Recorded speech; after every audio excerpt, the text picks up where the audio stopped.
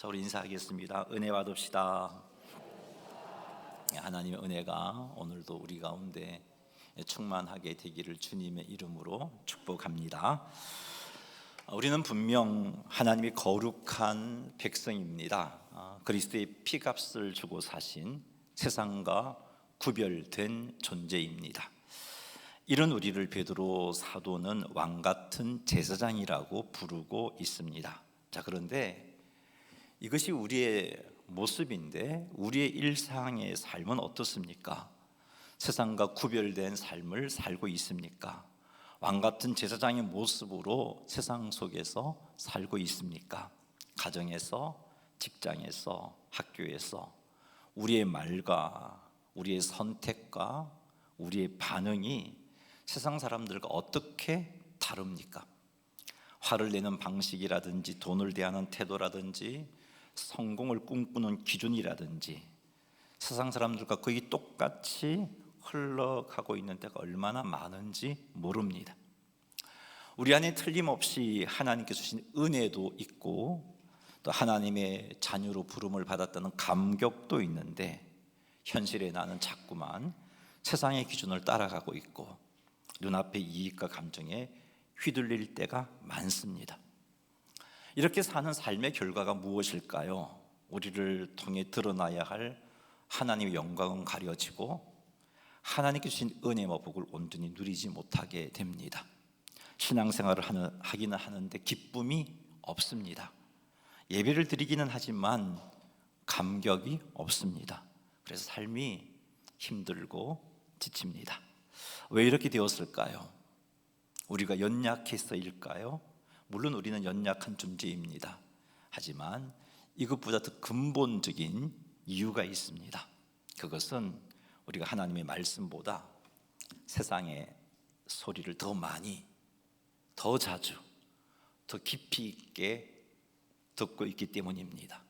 뉴스와 유튜브와 SNS는 매일 몇 시간씩 그렇게 보면서 우리의 영혼을 살리는 하나님 말씀 앞에 머무는 시간은 너무나 짧거나 때로는 어떤 날은 아예 없는 그런 날, 그런 삶을 살기 때문입니다.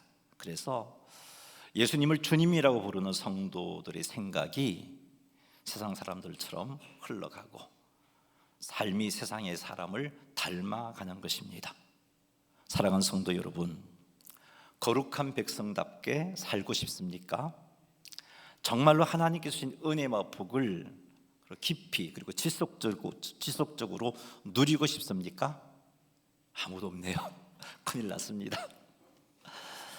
하나님께 영광을 돌리며 행복한 삶을 살고 싶으신가요? 어떻게 하면 이렇게 살아갈 수 있을까요? 자, 오늘 본문 말씀은 하나님의 대리 통치자인 이스라엘 왕들에게 주신 명령입니다. 왕들이 죄악이 차고 넘치는 세상 속에서 죄짓지 않고 주신 사명을 감당하고 세상 속에서 구별되게 살며 하나님께서 기뻐하시는 삶을 살고 하나님께서 주신 복과 은혜를 지속적으로 누릴 수 있게 하기 위해서 하나님께서 왕들에게 주신 명령입니다. 자, 이 말씀은 왕같은 제사장인 성도들에게도 그대로 적용되어지는 말씀입니다. 이 말씀을 통해서 세상 속에서 거룩하게 그리고 하나님께 주신 은혜와 복들을 지속적으로 누리는 삶을 살게 되기를 주님의 이름으로 축원합니다. 하나님의 대리 통치자 이스라엘 왕도 죄성이 있는 사람입니다. 하나님의 은혜를 체험했습니다. 하나님의 의에 특별히 구별되어 왕으로 세움을 받았습니다. 그럼에도 불구하고 세상 가치관, 세상의 문화에 지속적으로 노출된 상황 속에 있게 되면 그것에 영향을 받을 수밖에 없는 그런 존재입니다. 뿐만 아니라 그 속에는 아직도 여전히 죄성이 있기 때문에 그렇게 살면 죄성을 통제할 수 없게 되는 겁니다. 그래서 하나님께 주신 은혜와 복을 가지고 이 왕들이 어떤 일을 하냐면 죄를 짓는 일을 합니다. 그에게는 권력을 가지고 백성을 착취하고 재판과 정책과 여러 가지 일들을 집행해 나갈 때 하나님의 말씀을 따르지 않고 자기 마음대로 하게 되는 겁니다. 때로는 우시야 왕처럼 제사장만이 해야 할 수 있는 일들을 교만하여서 그 일을 범하게 되는 그런 행동까지 하게 됩니다. 이것을 가리켜서 오늘 본문 말씀은 형제 위에 교만해졌다라고 표현하고 있습니다. 뿐만 아니라 하나님의 말씀을 외면한 채 자기 판단을 따라 행동하게 됩니다. 여기서 말하는 자기 판단은 세상 가치관의 영향을 받은 자기 판단입니다. 그래서 하나님께서 금하신 것을 합니다. 하나님께서 이스라엘 왕들에게 이런 명령을 하셨어요. 오늘 읽은 본문 앞부분에 보면 나와 있는데 말을 많이 두지 말라고 하셨어요. 자, 그런데 나라가 강해지려면 힘 있는 군사력을 가지려면 말을 많이 두어야 한다는 세상 가치관에 지속적으로 노출된 왕은 하나님께서 말을 많이 두지 말라고 하셨음에도 불구하고 말을 많이 두게 됩니다. 하나님께서는 왕에게 아내를 많이 두지 말라고 하셨지만 주변 강대국 사이에서 나라가 안정되고 그래서 어려움을 겪을 때 그 힘 있는 나라의 도움을 받으려면 주변에 있는 여러 나라들과 혼인 관계를 맺어야 한다는 세상 가치관에 영향을 받은 왕은 아내를 많이 두지 말라고 하나님이 말씀하셨음에도 불구하고 아내를 많이 두게 됩니다. 하나님은 자기를 위하여 은금을 많이 샀지 말라고 왕들에게 요구하셨습니다. 하지만 세상에서 잘 살려면 은금이 많아야 된다는 그 가치관이 노출된 왕은 은금을 삭게 되는 것입니다. 자, 이것을 가리켜서 명령에 좌로나 우로나 치우쳤다라고 표현을 합니다. 자, 이렇게 되면 하나님의 대리 통치자인 왕이, 그렇게 세움을 받은 왕이 세상에서 구별되어야 하는데 구별되지 못하고 세상과 똑같은 모습으로 통치를 하게 됩니다. 하나님의 대리 통치자로서 하나님의 뜻을 이루면서 백성을 이끌어가는 것이 아니라 세상 가치관을 가지고 하나님의 백성을 통치하게 되니까 대리 통치자로서의 사명을 감당하지 못합니다.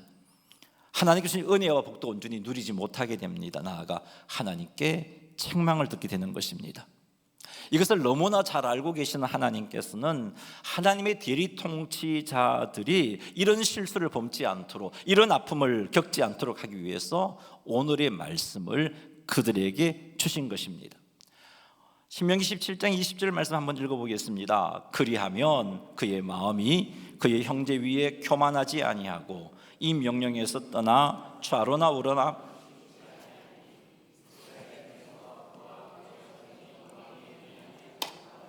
아멘. 그리하면 왕의 마음이 형제 위에 교만하지 아니하고, 그리하면 하나님의 명령에서 떠나 좌로나 우로나 치우치지 않게 되고, 그리하면 그와 그의 자손이 왕위에 있는 날이 장구하게 된다. 즉 하나님 주신 은혜와 복을 지속적으로 누리게 된다라고 말씀해 주고 있습니다. 자, 그럼 그리하면 어떻게 하라는 건가요? 그 그리하면의 내용이 18절과 19절 말씀입니다.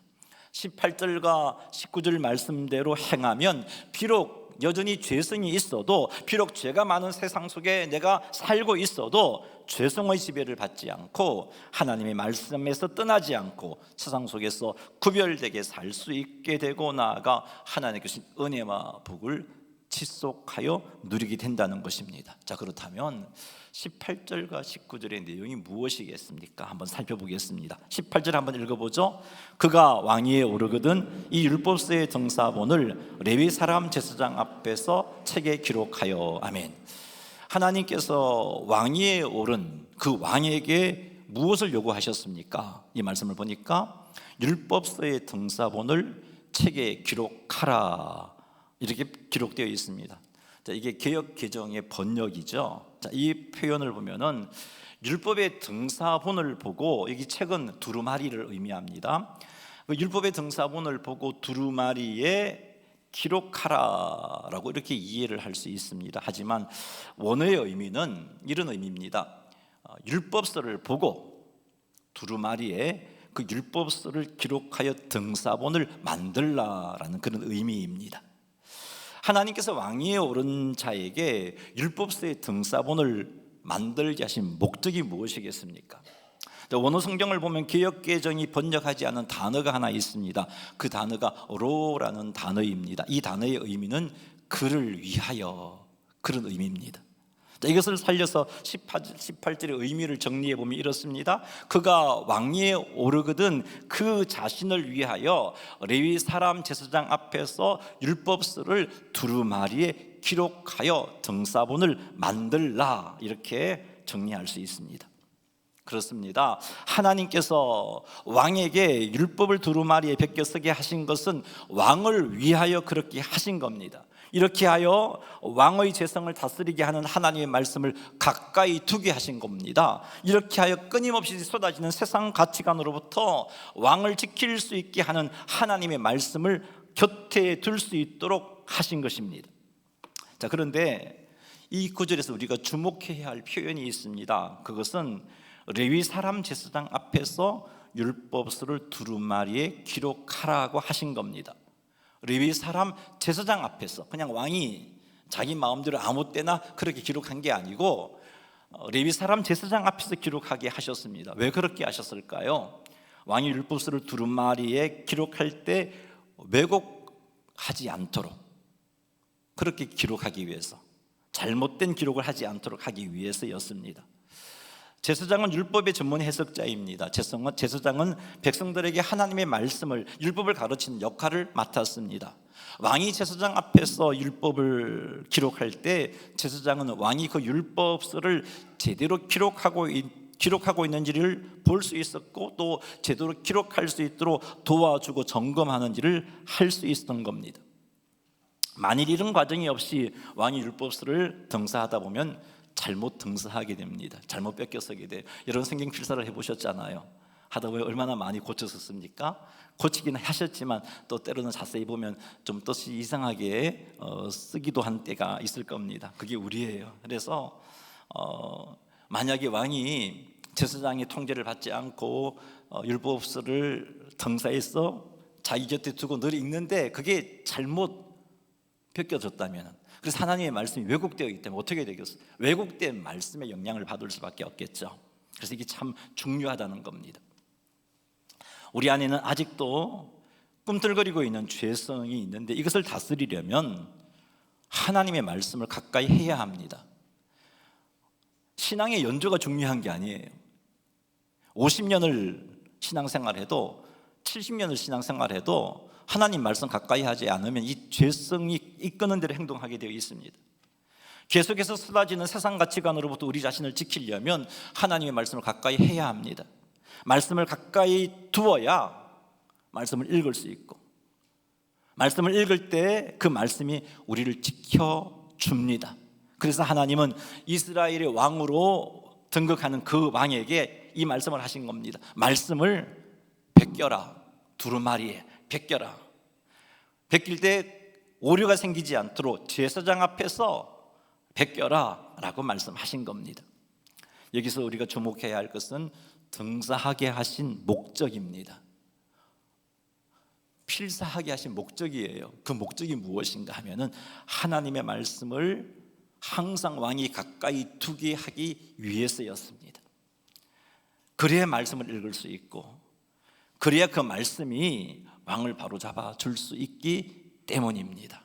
그래서 하나님은 왕에게 말씀을 베껴 쓰라라고 그렇게 명령하신 겁니다. 여기서 우리가 적용해야 할 것은 이것입니다. 우리가 삶에서 하나님의 말씀을 항상 가까이 할 수 있도록 조치를 취해야 하는 것이구나 하고 깨닫고 그런 조치를 취하는 것이 이 17절 말씀을 적용하는 적용이라고 할 수 있습니다. 왕에게 하나님께서 말씀을 베껴 쓰라고 한 목적은 그것을 통해서 말씀을 가까이 두게 하기 위한 것이니까 이 말씀을 우리에게 적용해 본다면 하나님의 말씀을 가까이 할 수 있는 조치를 취하는 겁니다. 그게 다양하게 적용될 수 있겠지만 저는 오늘 두 가지 말씀드리겠습니다. 하나는 매일 정해진 시간에 말씀을 읽는 말씀 루틴을 만드는 겁니다. 이게 없으니까 여러분들이 때로는 바빠서 성경도 못 읽고 그랬던 겁니다.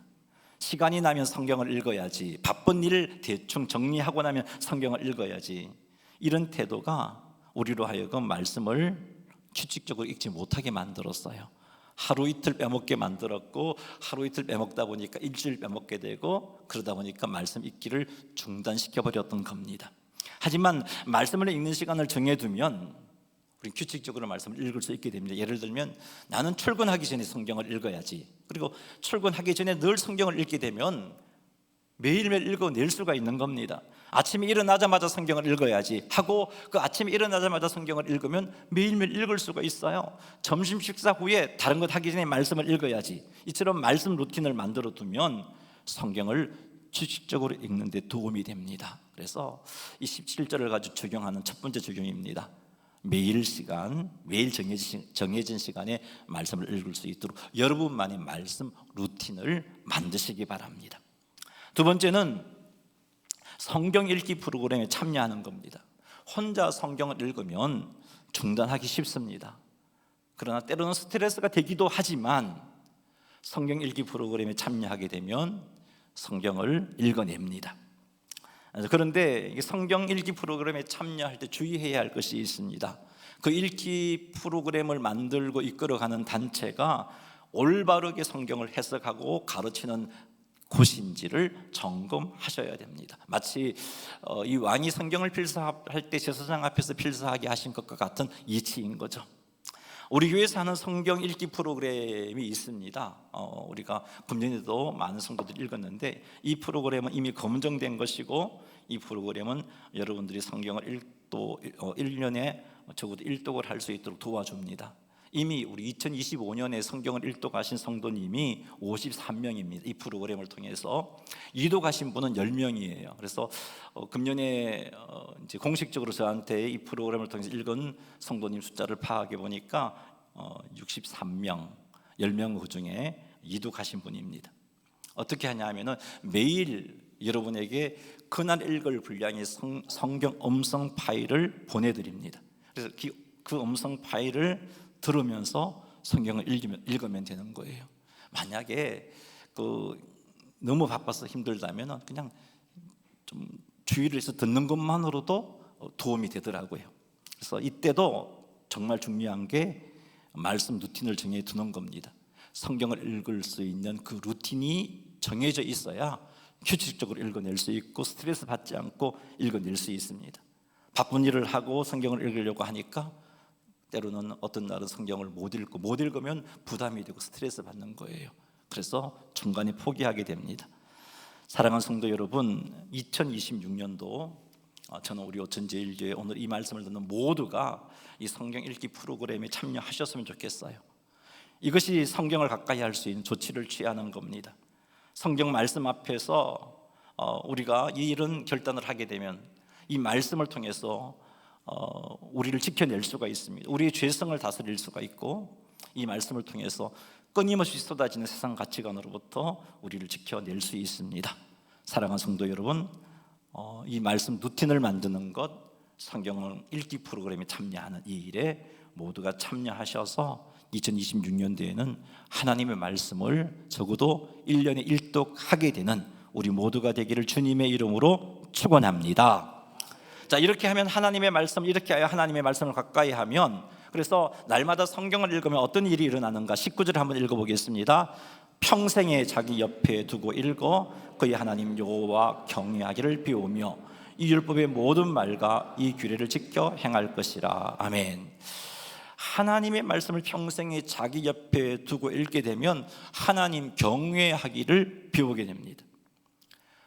하나님 경외하기를 비운 사람은요, 하나님 말씀에 순종하게 되어 있습니다. 솔로몬 왕이 통치 초기에는 하나님을 경외했습니다. 그래서 그는 말씀을 지켜 행했습니다. 그래서 하나님의 대리 통치자로서 제대로 나라를 다스렸고, 그런 솔로몬의 그 모습이 하나님의 마음에 들었습니다. 그래서 그는 하나님 주시는 은혜와 복으로 부유로웠고 그 나라가 강성해졌습니다. 자, 그러나 하나님께서 주신 은혜로 말미암아 그 나라가 강성해지고 또 여러 가지 일로 바빠지다 보니까 말씀을 가까이 하는 시간들이 점점 줄게 되었고, 그래서 하나님 경외하는 마음이 흐트러진 겁니다. 그래서 그는 말을 두지 말라는 하나님 말씀도 거역하고 말을 많이 두었지요. 그리고 주변 여러 나라들과 결혼 동맹을 맺어서 공주들을 자기 아내들로 취해서 나라를 부강하게 한다고 만들었죠. 그 결과가 솔몬 시대 때 이스라엘 땅 우상 숭배의 역사가 시작되는 일이 일어났던 겁니다. 죄악이 차고 넘치는 세상 속에서 거룩한 삶을 살려고 한다면 말씀을 가까이 해야 되는 거예요. 바쁘기 때문에 말씀을 가까이 하지 않는 삶이 시속되면 우리는 거룩한 하나님의 자녀임에도 불구하고 거룩하게 살지 못하고 세상 사람들과 똑같이 생각하고 행동하고 결정하는 그런 자가 되고 마는 겁니다. 말씀을 읽어야 하나님 경외하기를 배우게 됩니다. 그래야 우리 세상을 다스리게 되고 세상 가치관으로부터 우리 자신을 지켜낼 수가 있습니다. 이렇게 되면 교만하지 않을 수 있고 하나님 말씀에서 좌로나 우로나 치우치지 않게 되는 것입니다.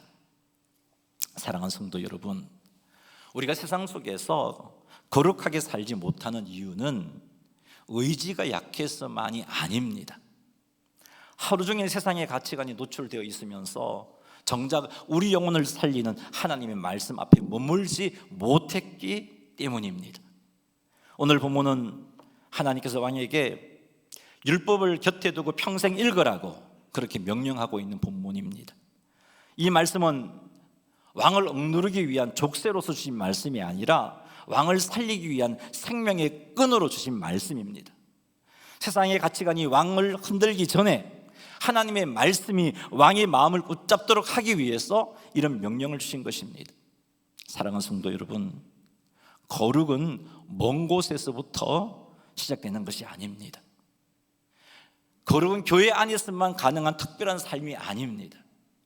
거룩은 오늘 밤 여러분 침대 머리맡에서 말씀을 펼치는 그 한순간에서부터 시작되어지는 삶입니다. 그리고 내일 아침 출근 준비로 분주한 시간 속에서도 잠깐이라도 말씀 앞에 앉는 그 작은 순종에서 시작되는 것입니다.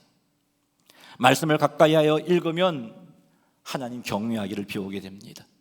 하나님을 경외하면 우리의 말이 달라지고, 하나님을 경외하면 우리의 선택이 달라지고, 하나님을 경외하면 우리의 반응이 달라집니다. 세상과 똑같이 흐르던 마음이 다시 하나님께로 방향을 잡습니다. 그리고 어느 날 우리는 알게 됩니다. 말씀이 우리를 더 바쁘게 만든 것이 아니라 말씀이 우리의 삶을 더 거룩하고 더 자유롭게 더 복되게 만들었다는 것을 알게 될 것입니다. 사랑하는 성도 여러분, 그러니 우리 함께 결단합시다. 하나님의 말씀을 곁에 두고 읽는 삶으로 돌아섭시다.